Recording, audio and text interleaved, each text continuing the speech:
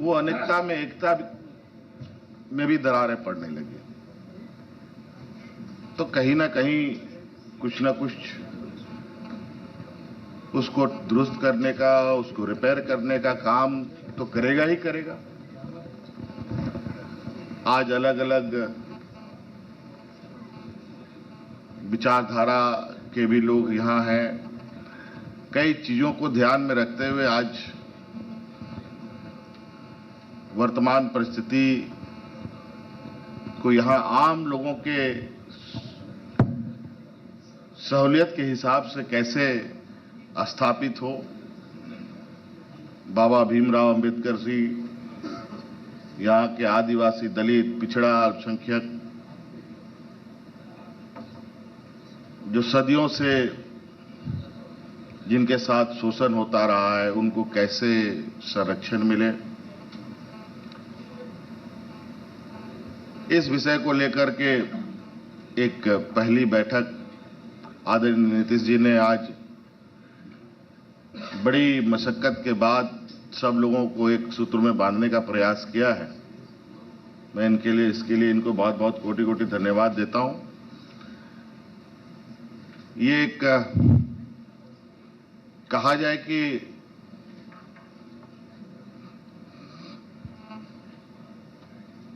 ये एक पहली झलक है। ये एक जो नई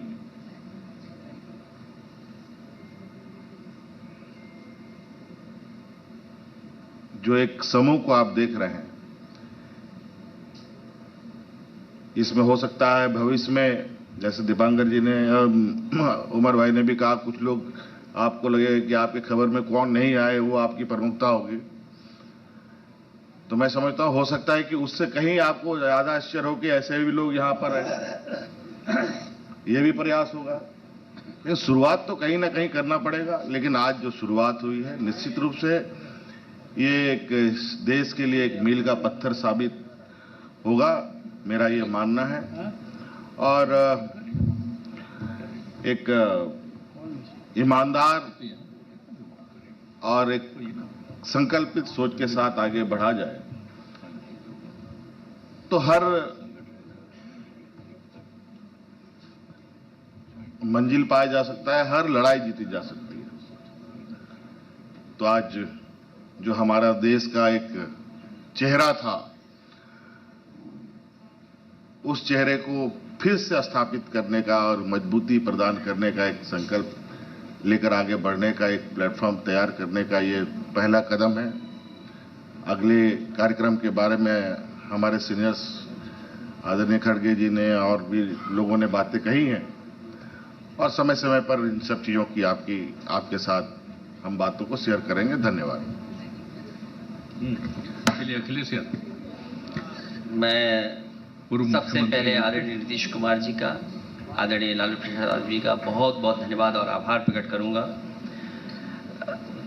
आज पटना और बिहार नए राजनीतिक नव जागरण का गाभा बन रहा है। आज केवल दल यहां नहीं बल्कि देश के लोग, देश के नेता मिल रहे हैं। पटना का संदेश यही है आज के कार्यक्रम का कि हम सब लोग मिलकर के काम करेंगे, मिलकर के, और देश को बचाने का, देश की जनता को, और देश कैसे आगे बढ़े उस दिशा में लगातार हम लोग मिलकर के काम करेंगे। यही संदेश है। मैं सभी लीडर्स का बहुत बहुत धन्यवाद और आभार प्रकट करता हूं। ठीक है, लालू प्रसाद जी बोलेंगे।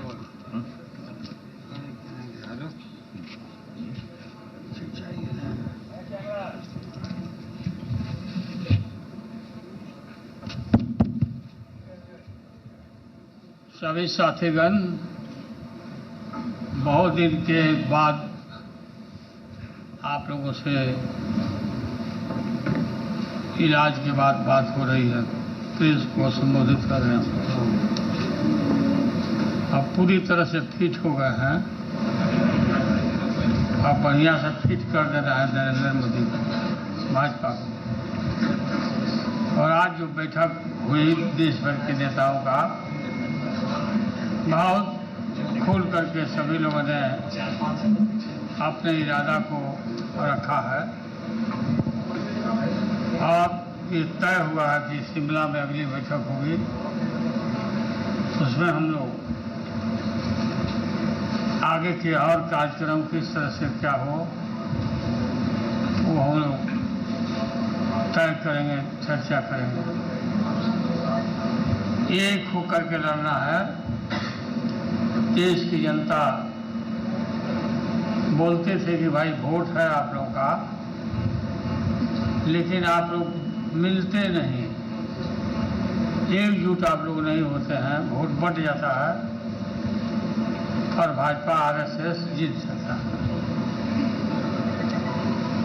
अब ये नरेंद्र मोदी देश के नेता नहीं है, प्रदेश में घूम घूम करके चंदन का लकड़ी बांट रहे हैं। अमेरिका में जाके जो अमेरिका यूरोपीय देश नरेंद्र मोदी को, अमित शाह को मना कर दिया था, उस समय जो गुजरात में घटना घटी थी और यूरोपीय लोगों को भी मना कर दिया था कि कोई मत जाना, भारत में मत जाना कोई आदमी, कोई टूरिस्ट नहीं जाना। बाद में पता नहीं कैसे ये लोग भूल गए और ये जाने लगे। देश टूट के कगार पर खड़ा है। हम तो भिंडी खरीदने नहीं जाते हैं, भिंडी सब्जी मालूम हुआ कि 60 रुपया किलो हो गया भिंडी। आप पत्रकार लोग खरीदते होंगे, आपको आटा दाल का, चावल का भाव मालूम होगा कि क्या हालत है।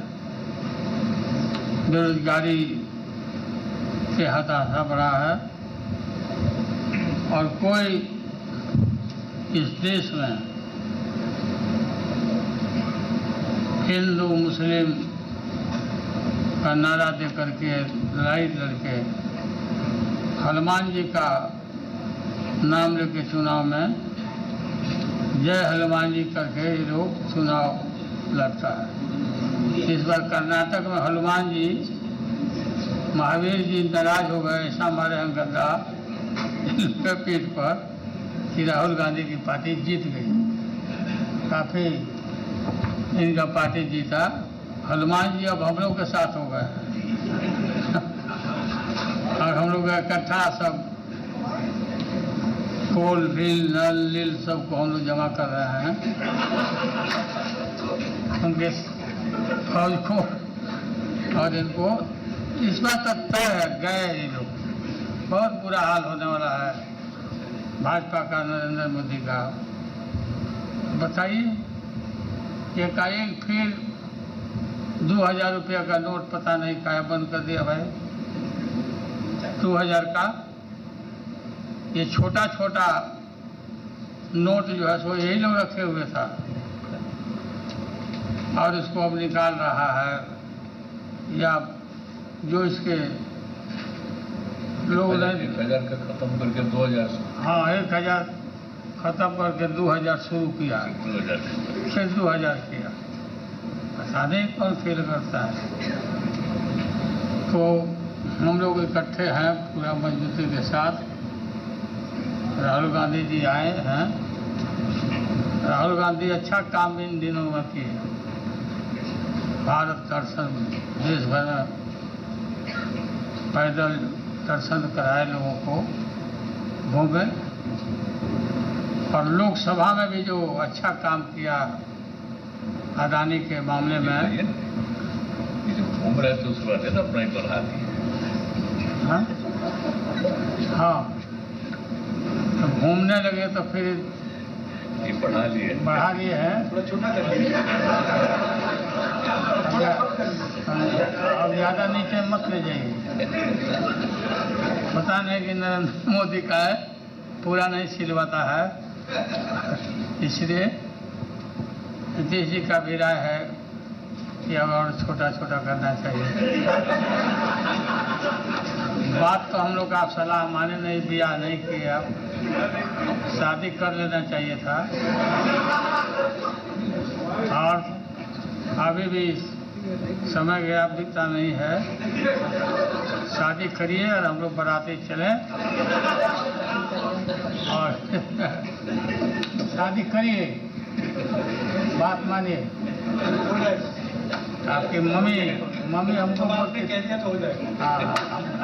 एकदम पक्का करना पड़ेगा। मम्मी आपकी बोलती थी कि आप हमारा बात नहीं मानता, शादी करवाइए आप। अच्छा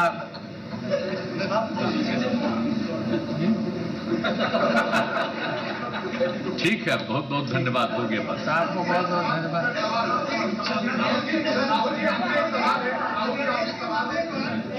एक सवाल देखिए, धन्यवाद।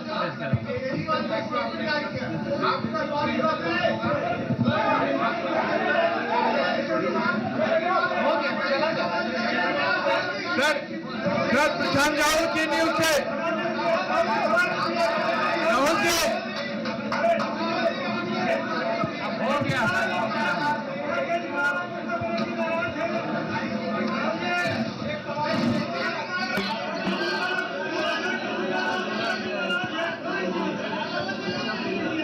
Well, that was the press conference that was coming in as far as the opposition meet that was happening in Patna is concerned. We heard all the opposition leaders speak of what they plan to achieve. We've also heard that there will be a next opposition meet that will take place.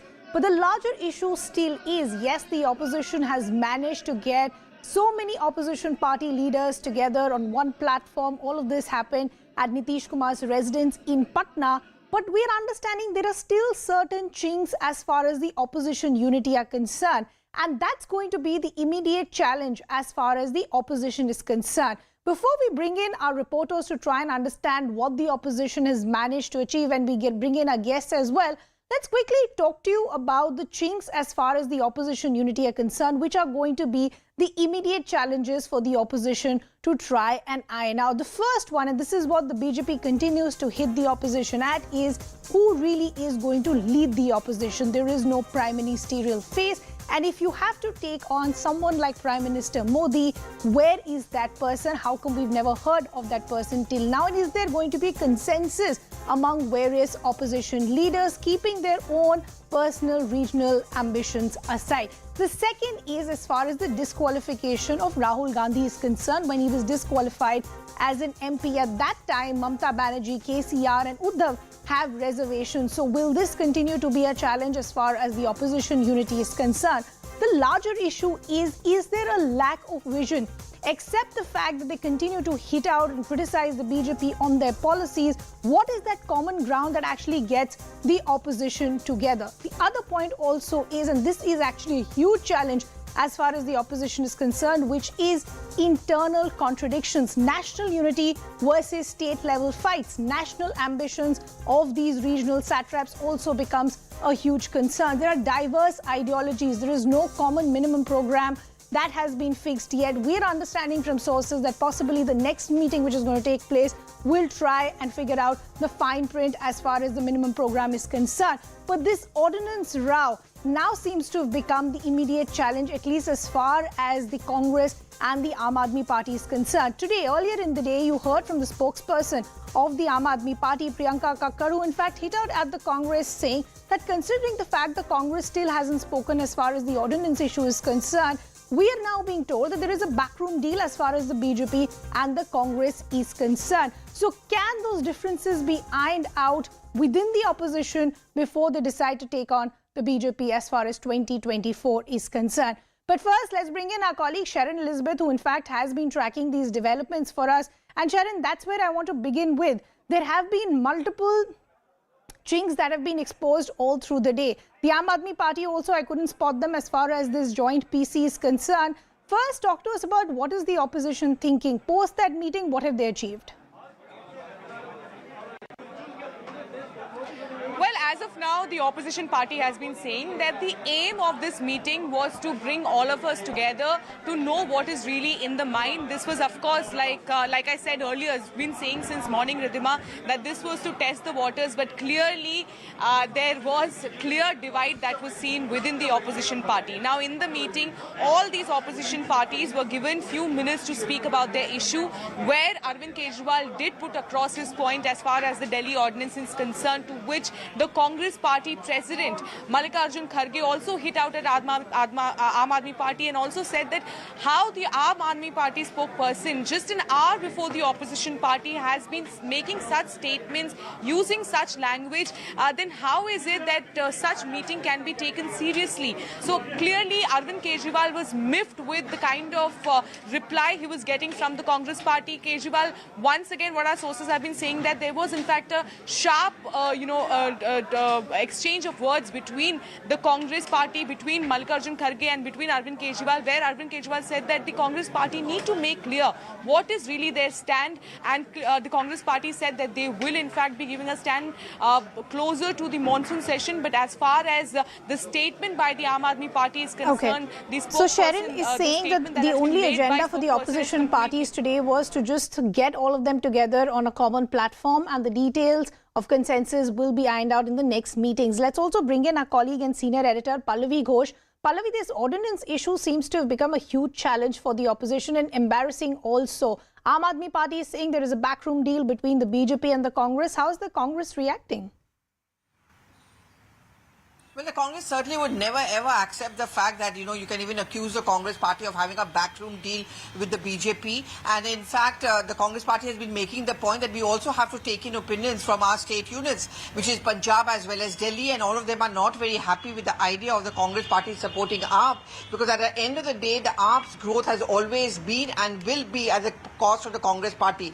On agenda, before the meeting began a couple of days back, the Aam Aadmi Party also wanted the entire opposition parties to discuss the road ahead, especially with the upcoming parliament session, and they wanted a debate and discussion also over the ordinance issue. That was something which was outrightly rejected on the grounds that, let's not discuss any contentious issues, but that didn't stop the AAP from raising this point. In fact, we saw them yesterday, and just moments before that meeting began, the AAP also raised a point that, the Congress party has been bought over by the BJP. So it's not going to be a very smooth ride, I think, in the days to come.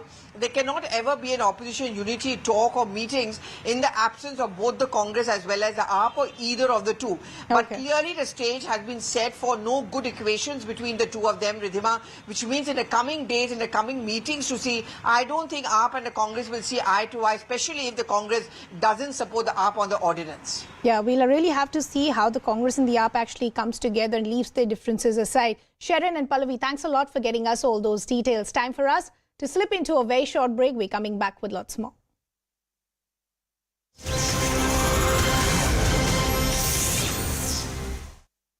बात का प्रमाण है कि Indian Americans हमारे संबंधों की असली ताकत है।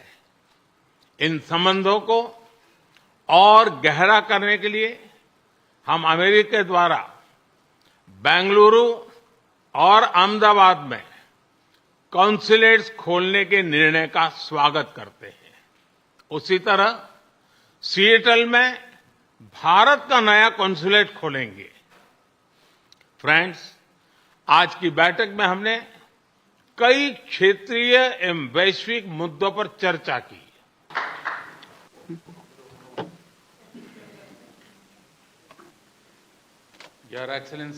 Your Excellency, President Biden, दोनों देशों के delegates of both countries, friends from the media, Namaskar. First of all, I thank President Biden for his warm words and for his positive views on India-America relations.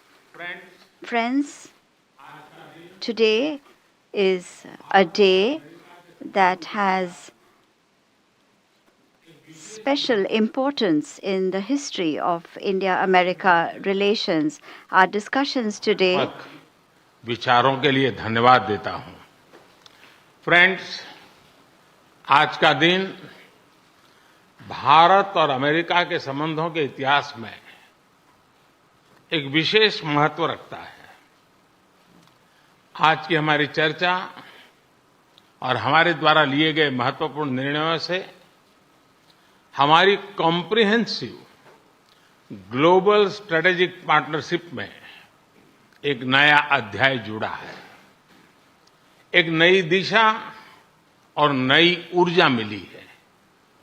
Friends, Bharat America की व्यापार और निवेश साझेदारी दोनों देशों के लिए ही नहीं बल्कि वैश्विक अर्थव्यवस्था के लिए भी महत्वपूर्ण है।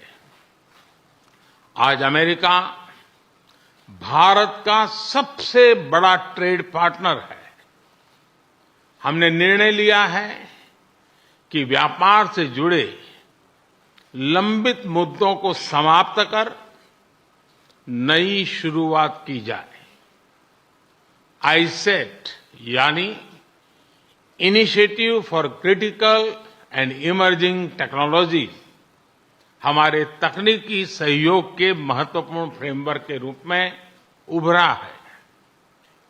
Artificial intelligence, semiconductors, space, quantum और टेलीकॉम जैसे क्षेत्रों में अपना सहयोग बढ़ाकर हम एक मजबूत और फ्यूचरिस्टिक साझेदारी की रचना कर रहे हैं।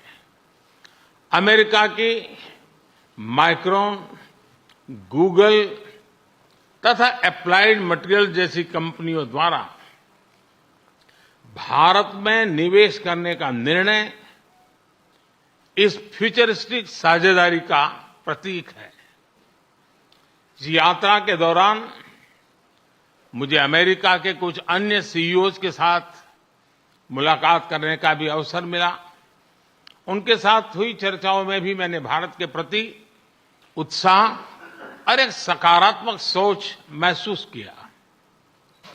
हम दोनों सहमत हैं कि हमारी स्ट्रैटेजिक टेक्नोलॉजी पार्टनरशिप को सार्थक करने में गवर्नमेंट्स, बिजनेसेस और एकेडमिक इंस्टीट्यूशंस का साथ आना बहुत महत्वपूर्ण है। क्लीन एनर्जी ट्रांजिशन में भारत और अमेरिका के साझे विजन को इम्प्लीमेंट करने के लिए हमने कई महत्वपूर्ण इनिशिएटिव लिए हैं। इसमें green hydrogen, wind energy, battery storage, carbon capture जैसे क्षेत्र शामिल है। हमने यह भी निर्णय लिया कि वैश्विक अनिश्चितताओं के बीच भारत और अमेरिका ट्रस्टेड पार्टनर्स की तरह रिलायबल, सिक्योर और रेजिलिएंट ग्लोबल सप्लाई चेन और वैल्यू चेन तैयार करेंगे। भारत और अमेरिका के बीच करीबी रक्षा सहयोग हमारे आपसी विश्वास और साझा रणनीतिक प्राथमिकताओं का प्रतीक है। पुराने समय के बायर सेलर्स रिलेशनशिप पीछे छोड़कर आज हम ट्रांसफर ऑफ टेक्नोलॉजी, को डेवलपमेंट और को प्रोडक्शन की तरफ बढ़ चुके हैं। जनरल इलेक्ट्रिक द्वारा भारत में टेक्नोलॉजी ट्रांसफर के माध्यम से इंजन बनाने का निर्णय एक लैंडमार्क एग्रीमेंट है। इससे दोनों देशों में रोजगार के नए अवसर भी खुलेंगे। यह आने वाले समय में हमारे रक्षा सहयोग को एक नया स्वरूप देगा। इस सहयोग में दोनों देशों के रक्षा उद्योग और स्टार्टअप्स महत्वपूर्ण पार्टनर्स हैं। उन्हें आपस में जोड़ना हमारे डिफेंस इंडस्ट्रियल रोडमैप का मुख्य उद्देश्य है। स्पेस साइंस और टेक्नोलॉजी में हमारा गहरा और वर्षों पुराना सहयोग रहा है। आज हमने आर्टेमिस अकॉर्ड्स में शामिल होने का निर्णय लेकर हमारे स्पेस कोऑपरेशन में एक लंबी उड़ान भरी है। संक्षेप में कहूं तो भारत और अमेरिका की साझेदारी के लिए even sky is not the limit. Friends, हमारे संबंधों का सबसे महत्वपूर्ण स्तंभ हमारे पीपल टू पीपल टाइज है। भारतीय मूल के 40 लाख से भी ज्यादा लोग आज अमेरिका की प्रगति में महत्वपूर्ण योगदान दे रहे हैं। आज सुबह व्हाइट हाउस में इतनी बड़ी संख्या में भारतीय लोगों की उपस्थिति इस बात का प्रमाण है कि इंडियन अमेरिकन्स हमारे संबंधों की असली ताकत है। इन संबंधों को और गहरा करने के लिए हम अमेरिका द्वारा बेंगलुरु और अहमदाबाद में कॉन्सुलेट्स खोलने के निर्णय का स्वागत करते हैं। उसी तरह सिएटल में भारत का नया कॉन्सुलेट खोलेंगे। फ्रेंड्स, आज की बैठक में हमने कई क्षेत्रीय एवं वैश्विक मुद्दों पर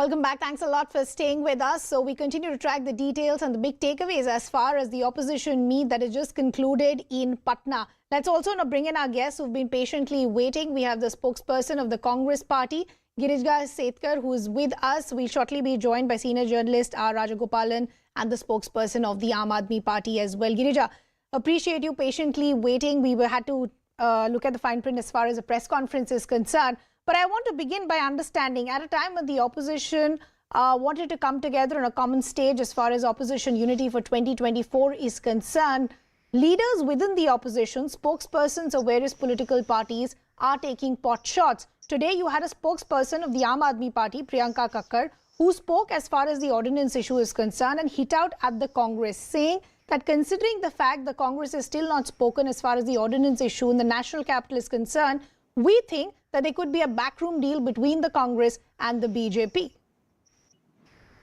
Yeah, there could never be a backroom deal between the BJP and Congress. And as Mallikarjun Kharge sir said, that before the parliament session, the Congress will take a decision on the ordinance bill. And it is a collective action of all the parties, not just the Congress, because all the parties should support the ordinance and reject it in the coming session. No, but Girija, help me understand the optics of how this looks. You have an opposition unity meeting that is taking place where the opposition is saying, look, we've managed to get 17 opposition leaders together. And here on the other side, you're all taking pot shots at each other. So how are you going to keep these differences aside and come together as far as 2024 is concerned? Yeah, the whole part of this meeting is the opposition come together and come and have some common senses and come fight for a common minimum program. And obviously there has been differences between not just the AAP, but in different states with the Bengal and all other issues. But that's the whole point. This is the beginning of the discussion to see how we can come together and negotiate to go against this undemocratic alliance of BJP. No, you can call it an undemocratic alliance, but for that you'll need to have a vision and you'll need to have all of your leaders on board. It was not just Priyanka Kakkar. There was a tweet that came in from Yashwant Sinha also earlier in the day saying that just a year ago, Nitish Kumar did not even want to pick up my phone call and today he wants to be the torchbearer as far as opposition unity is concerned. So there are very clear differences or chinks as far as the opposition unity is concerned. But keeping the comments aside, help me understand what is the Congress's plan to keep its differences, whether it's with the Aam Aadmi Party or the TMC aside and come together for national unity, because these are exactly the same parties that you're fighting on a regional level. Yeah, but just because we have indifference on one issue doesn't mean we are going to have the indifference among all the issues that's going in the country. So you just keep repeatedly just talking about ordinance as if that's the only issue to fight against the BJP government. So there are a lot of other issues and more important issues like how the democracy is at threat, how the institutions are being corrupt, how there is a secular threat that is at stake here. So ordinance is an issue, and the whole point of the meeting is so that we negotiate and see. And it's not like Congress is completely opposed to the ordinance. It just wants to have a closer look and then come and negotiate with AAP. Okay, Girija, we'll have to leave that conversation there. Appreciate you joining us here on CNN News 18. The spokesperson of the Congress party is saying ordinance is an issue that the Congress wants to have a closer look at. Possibly will take some time as far as the parliament session is concerned. Will the opposition be able to keep the differences aside and come together to take on the BJP? We'll keep tracking those developments. Let's shift our focus to the other big story that we're tracking this evening, which of course is that historic visit of the Prime Minister to the United States, his state visit to the United States. Now, of course, he is in his last leg and all eyes now will be on that big diaspora event that is scheduled to take place in a few hours from now. So let's just recap what the last 24 hours have looked like for Prime Minister Modi and what does it mean for the future of ties between India and the United States. The Prime Minister's visit to the United States, it looks like the partnership has now gone to a new level. He was accorded a ceremonial welcome at the White House where both leaders hailed India-US ties. The Prime Minister and US President Joe Biden had bilateral talks in various spheres and both countries unlocked a shared future. Let's take a look at this report.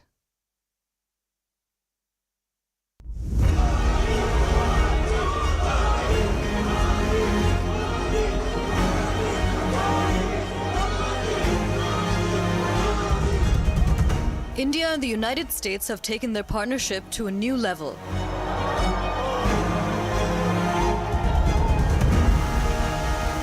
As the White House rolled out the red carpet for Prime Minister Modi, the bilateral meet between the two leaders concentrate on further cooperation in defense and trade.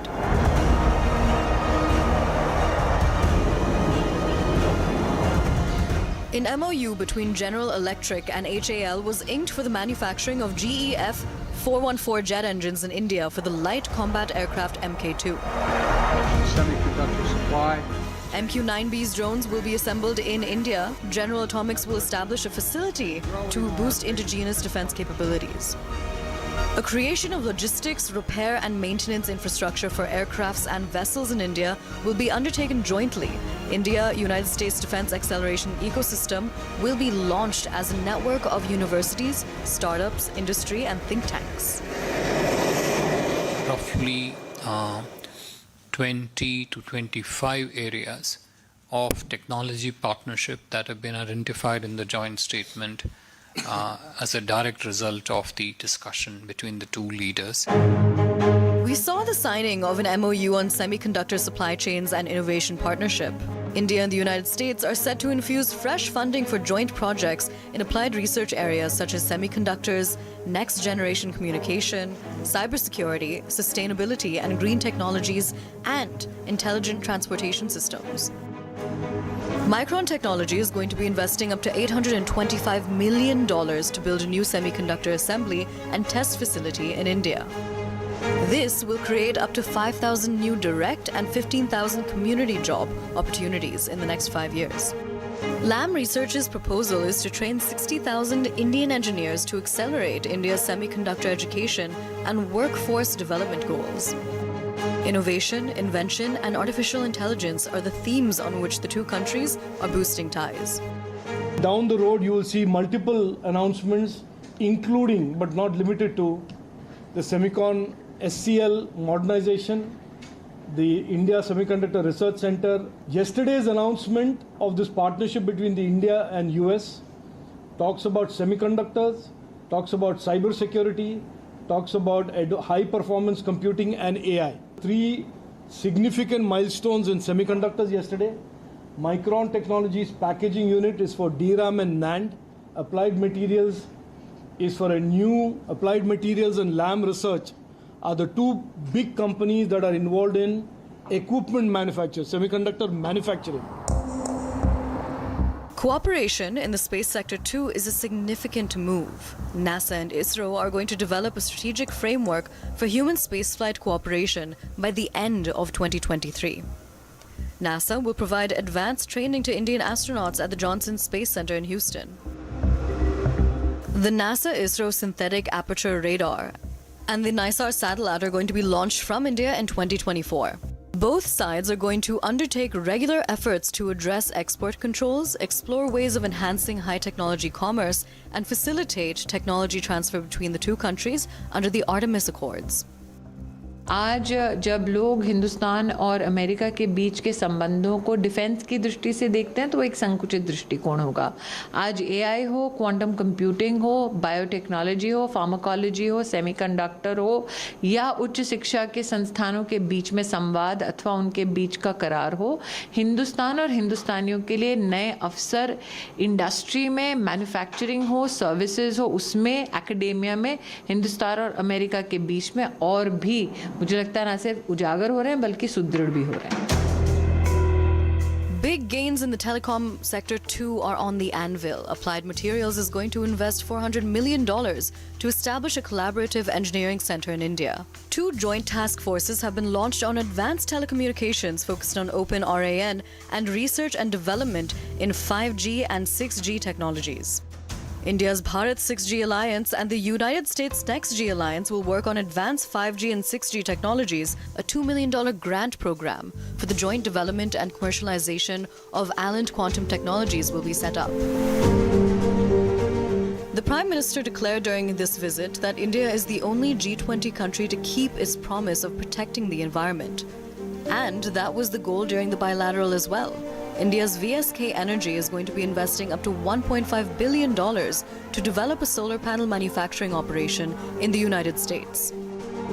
Plans to create a payment security mechanism to facilitate the deployment of 10,000 made-in-India electric buses in India are also underway. An MOU to support Indian Railways' ambitious target to become a net zero carbon emitter by 2030 was signed too. All in all, both countries are gaining significantly through these flurry of deals, indeed marking a new chapter in the strategic partnership of the two countries.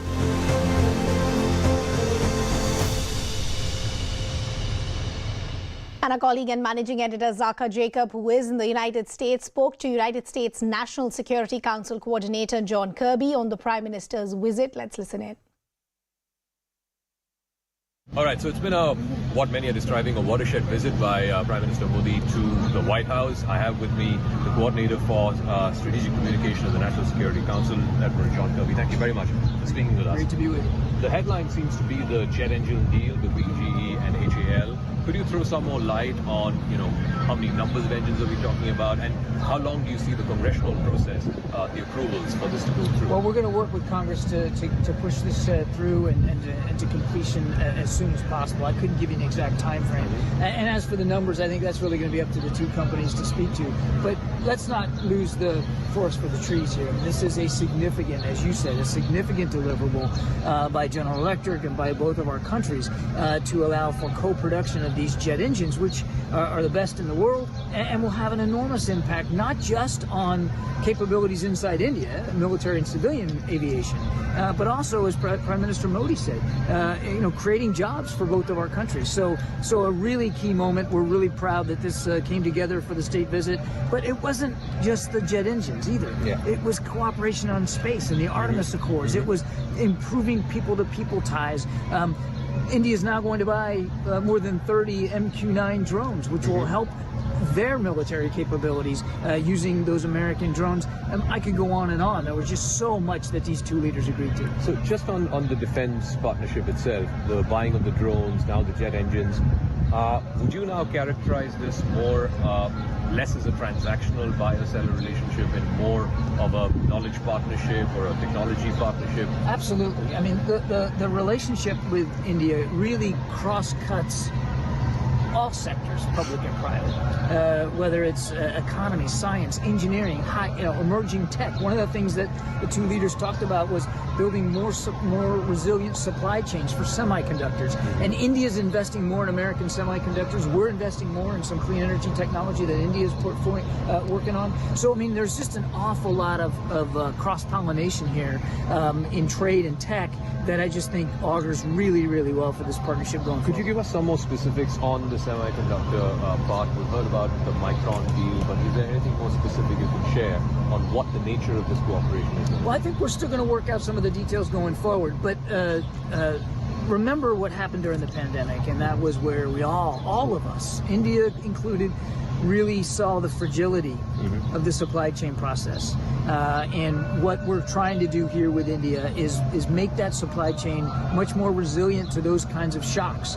And that means we've got, India has such a bright and viable high-tech industry. And we want to be able to tap into that innovation and that thinking, so that both of our supply chains, should there be another pandemic, should there be another shock to the international system, doesn't fall victim. So, last couple of questions. One on the H-1B, and one of the concerns, this is one of the pain points for Indian Americans, techies who are living and working here, that they had to leave the country to renew their H-1Bs and come back to get the stamp. I believe that's being relooked at. Could you give us some details? I don't have an update for you on that. That's really a better question for the State Department. All right. Final word. There was a question that was asked today to the Prime Minister and to the President about concerns regarding India's human rights record, its religious freedom record, and so on. Do you have any concerns about India's record when it comes to treatment of religious minorities, press freedom, etc.? I think President Biden addressed this during the press conference, and he talked about the fact that, one of the things that close friends and partners can do is have these kinds of candid discussions. And as the president said, they did have that kind of a discussion today. Human rights are a cornerstone of President Biden's foreign policy, and we never shy away from expressing those concerns to any foreign leader that we're talking about. But when you have mutual respect, when you value each other and each other's democratic systems, you can have those kinds of conversations, and you can work together to see, what can be done to continue to advance the very vibrant democracy that India has. I mean, it didn't get a lot of headlines, but one of the most important outcomes of this bilateral discussion today was improving people-to-people ties.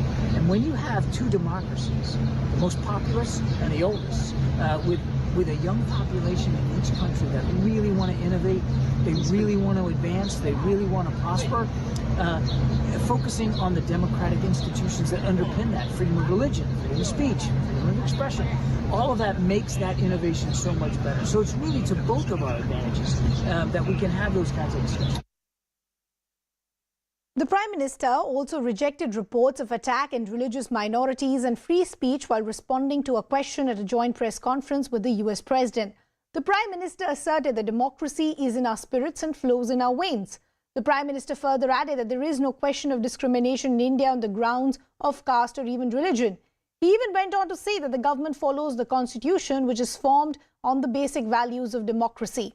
The Congress did not buy this argument. The Congress has slammed the Prime Minister for giving a lackluster response. The Congress further added that the Prime Minister tried to cover up but didn't give any straight answer.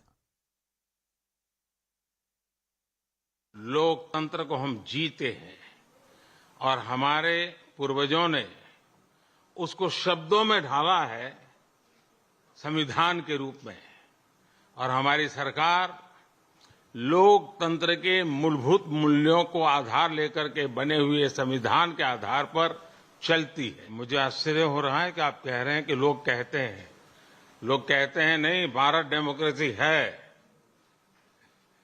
और जैसा राष्ट्रपति Biden ने कहा, भारत और America दोनों के DNA में लोकतंत्र है।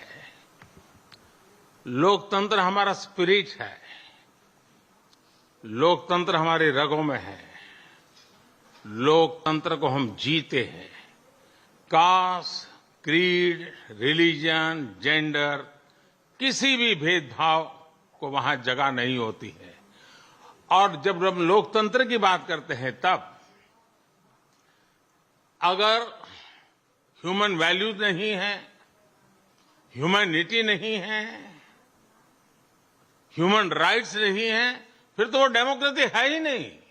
और इसलिए जब आप डेमोक्रेसी कहते हैं, जब डेमोक्रेसी को स्वीकार करते हैं और जब हम डेमोक्रेसी को लेकर के जीते हैं, तब डिस्क्रिमिनेशन का कोई सवाल ही नहीं उठता है।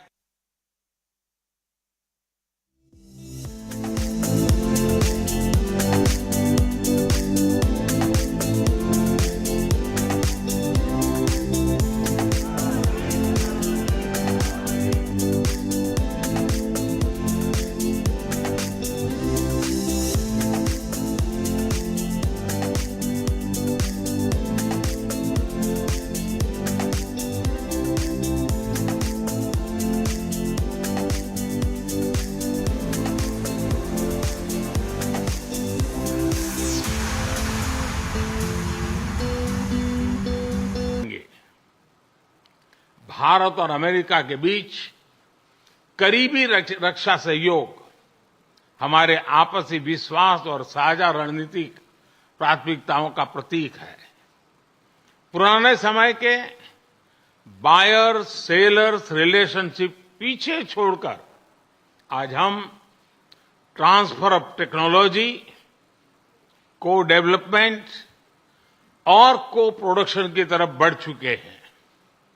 जनरल इलेक्ट्रिक द्वारा भारत में टेक्नोलॉजी ट्रांसफर के माध्यम से इंजन बनाने का निर्णय एक लैंडमार्क एग्रीमेंट है। इससे दोनों देशों में रोजगार के नए अवसर भी खुलेंगे। यह आने वाले समय में हमारे रक्षा सहयोग को एक नया स्वरूप देगा। इस सहयोग में दोनों देशों के रक्षा उद्योग और स्टार्टअप्स महत्वपूर्ण पार्टनर्स हैं। उन्हें आपस में जोड़ना हमारे डिफेंस इंडस्ट्रियल रोडमैप का मुख्य उद्देश्य है। स्पेस साइंस और टेक्नोलॉजी में हमारा गहरा और वर्षों पुराना सहयोग रहा है। आज हमने आर्टेमिस अकॉर्ड्स में शामिल होने का निर्णय लेकर हमारे स्पेस कोऑपरेशन में एक लंबी उड़ान भरी है। संक्षेप में कहूं तो भारत और अमेरिका की साझेदारी के लिए even sky is not the limit. Friends, हमारे संबंधों का सबसे महत्वपूर्ण स्तंभ हमारे पीपल टू पीपल टाइज है। भारतीय मूल के 40 लाख से भी ज्यादा लोग आज अमेरिका की प्रगति में महत्वपूर्ण योगदान दे रहे हैं। आज सुबह व्हाइट हाउस में इतनी बड़ी संख्या में भारतीय लोगों की उपस्थिति इस बात का प्रमाण है कि इंडियन अमेरिकन्स हमारे संबंधों की असली ताकत है। इन संबंधों को और गहरा करने के लिए हम अमेरिका द्वारा बेंगलुरु और अहमदाबाद में कॉन्सुलेट्स खोलने के निर्णय का स्वागत करते हैं। उसी तरह सिएटल में भारत का नया कॉन्सुलेट खोलेंगे। फ्रेंड्स, आज की बैठक में हमने कई क्षेत्रीय एवं वैश्विक मुद्दों पर चर्चा की।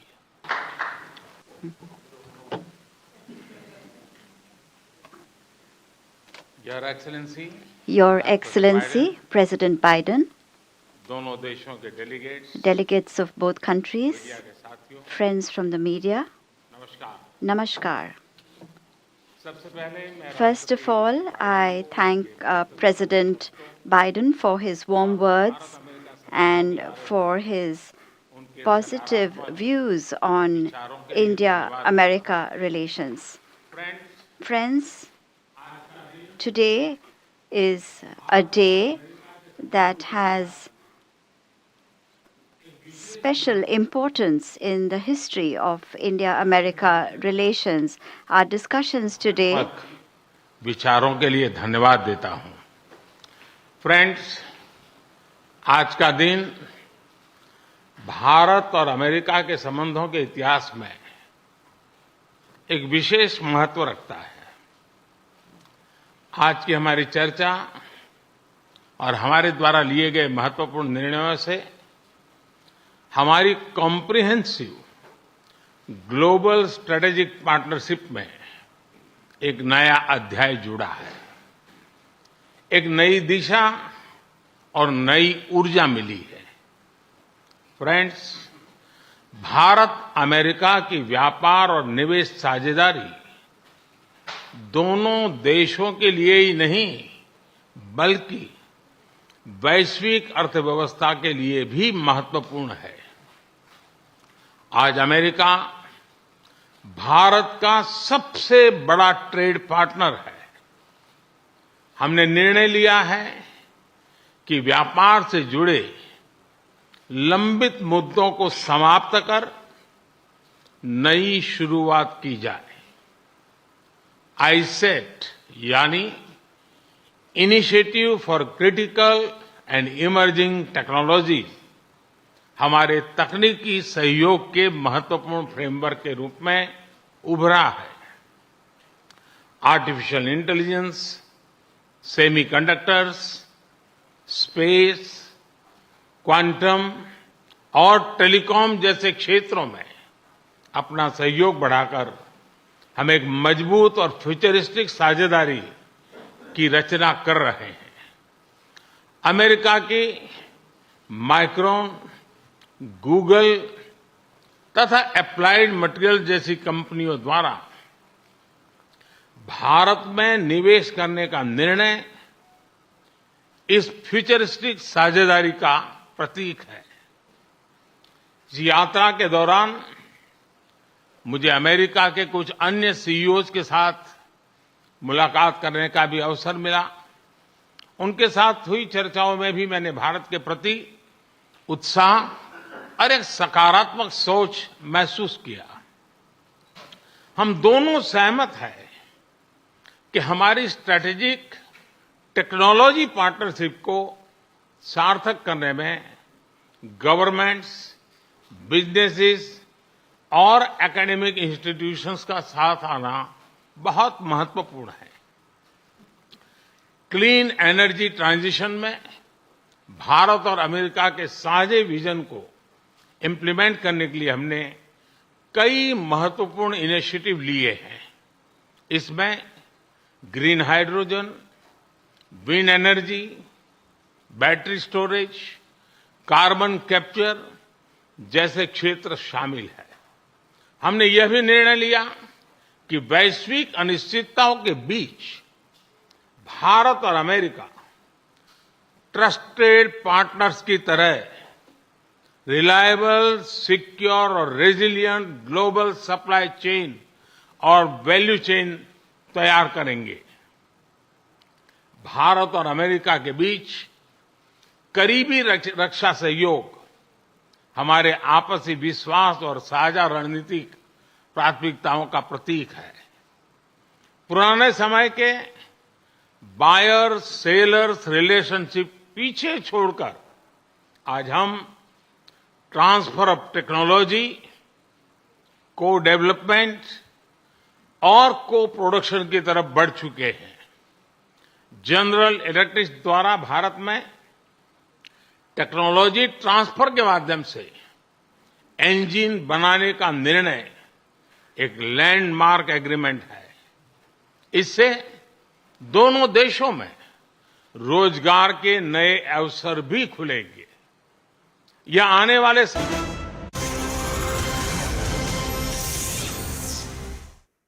that it is known in the late 90s, the Congress leadership had accused the DMK leadership of contributing to circumstances that led to the assassination of Shri Rajiv Gandhi. Begs the question, at what cost will the Gandhi family do its politics? While the nation was recently witness to Mamata Bandyopadhyay ji pay reverence to Lalu ji, I'm sure neither the nation nor Lalu ji has forgotten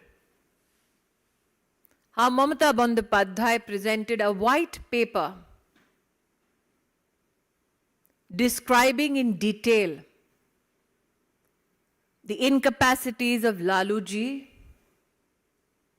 as a minister in the center. It is interesting that Mamata Bandyopadhyay has been extremely prophetic when she said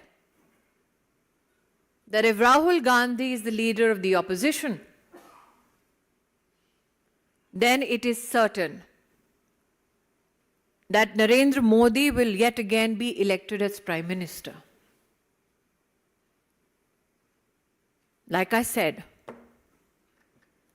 wolves hunt in pack. The prey today that they have decided will be the future of India.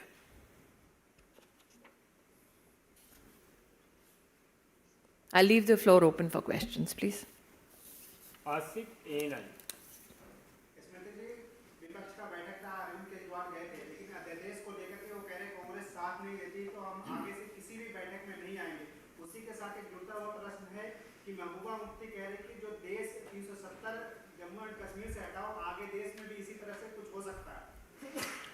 आपके दो प्रश्न हैं, दोनों का अलग अलग जवाब है। आम आदमी पार्टी का गठबंधन की शुरुआत में ही गठबंधन को पॉलिटिकली ब्लैकमेल करना इस बात का संकेत है कि इस अनहोली अलायंस के साथ क्या पॉलिटिकल अनहोनी होने वाली है। जहां तक महबूबा मुफ्ती जी का सवाल है, श्रीमती सोनिया गांधी को स्पष्ट करना होगा कि क्या श्रीमती सोनिया गांधी और उनका परिवार पुनः भारत का विभाजन चाहता है। यतीन्द्र टीवी 18 मेरा एक सवाल है, जब प्रेस कॉन्फ्रेंस हो रही थी और सीताराम येचुरी का नंबर आया तो ममता बनर्जी उनके बोलने की वजह से नाराज दिखाई थी और उनके बोलने से पहले वो पीसी छोड़कर चली गई। दूसरा सवाल एक है कि लालू प्रसाद यादव ने राहुल गांधी के ऊपर बोला कि अब उनको शादी कर लेनी चाहिए, उनकी मम्मी सोनिया जी उनको कहती है शादी के लिए। क्या लगता है इससे विपक्षी एकजुटता नहीं नजर आएगी या पहले? आपने ममता जी के विपक्ष की प्रेस कॉन्फ्रेंस में नाराजगी का उल्लेख किया। स्वार्थ शायद इतना भी बड़ा नहीं है कि वो ना भूली हो कैसे उनके बाल से उनको घसीटकर कम्युनिस्ट पार्टी ने 99 में उनके अपमान किया। अगर थोड़ा भी स्वाभिमान बचा है वो निश्चित रूप से कम्युनिस्ट पार्टी के साथ समझौता नहीं करेंगे, लेकिन अगर समझौता किया तो ये इस बात का संकेत है कि ममता जी के लिए उनका पॉलिटिकल स्वार्थ उनके निजी स्वाभिमान से बढ़कर है। यही क्वेश्चन आमोद राय टीवी 9 अखिलेश यादव ने कहा कि ये नौजागरण है और बिहार से इसकी शुरुआत हो रही है, हम सब मिलकर देश को बचाने के लिए अपना स्वार्थ कम करके लड़ेंगे। जिनका जागरण उत्तर प्रदेश में ना हुआ हो वो बिहार में जाके नवजागरण की बात करें, यह हास्यास्पद है। Neeraj Pandey ABP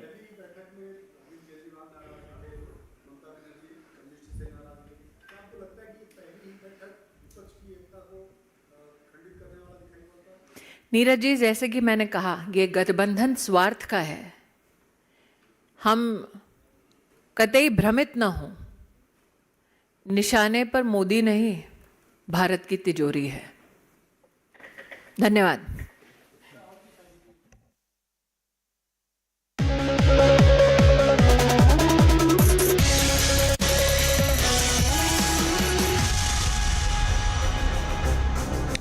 Good evening, hello and welcome to Viewpoint. I'm Anusha Soni. A crucial meeting of the opposition parties was held in Patna with 16 key opposition parties attending the meet.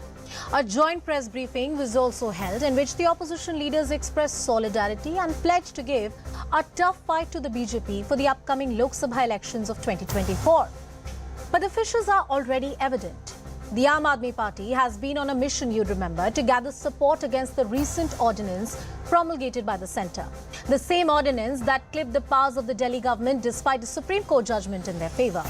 The Congress party has officially not taken a position on the ordinance, which has irked the Aam Aadmi Party. While a joint press briefing was underway, the AAP released a statement accusing the Congress party, almost accusing them of being hand in gloves with the BJP. Another joint meeting of the opposition is expected in July. Well, it's great that the opposition parties are coming together for a show of strength, but this display is often criticized as a mere photo op. Well, forget the BJP or its criticism. Here are some stinging questions to which the opposition parties must find an answer to if this unity is to have any real electoral consequences. Number one, Modi versus who? Does the opposition party have a leadership face? A face which has the backing of all the opposition parties together?